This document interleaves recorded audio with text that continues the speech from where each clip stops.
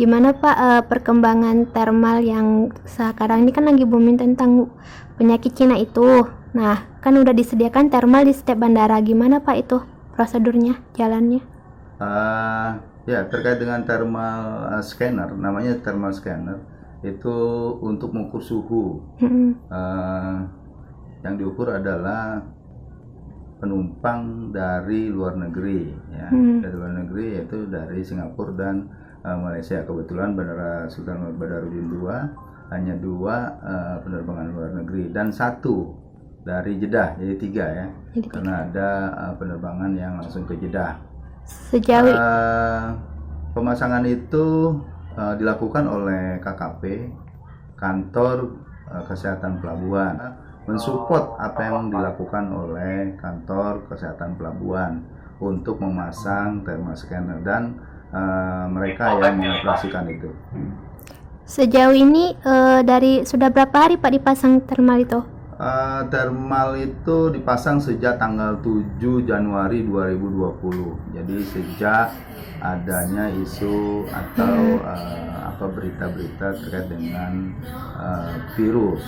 Dan Terus, itu Pak, memang tindak lanjut dari surat dinas atau Kementerian Kesehatan untuk KKP.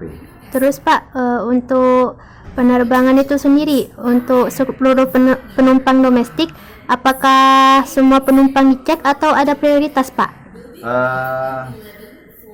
Prioritasnya yang internasional ya, yang domestik sementara memang belum dilakukan oleh KKP, tapi dan itu dilakukan yang dari penerbangan luar negeri.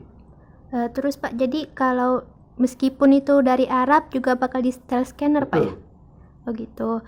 Terus Pak, gimana sih penerbangan dari Palembang itu sendiri ke Cina itu sebenarnya gimana? Ada transit atau gimana gitu Pak perjalanannya, bisa jelaskan? Dari Palembang sendiri tidak ada yang langsung ke Cina ya. Dari Palembang itu yang ada ke Singapura dan ke Kuala Lumpur, juga ke Jeddah.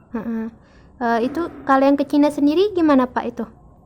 Yang ke Cina tidak ada. Oh tidak ada, jadi transit palingan Pak ya? Ya mungkin dari Singapura mereka ke Cina. Oh gitu.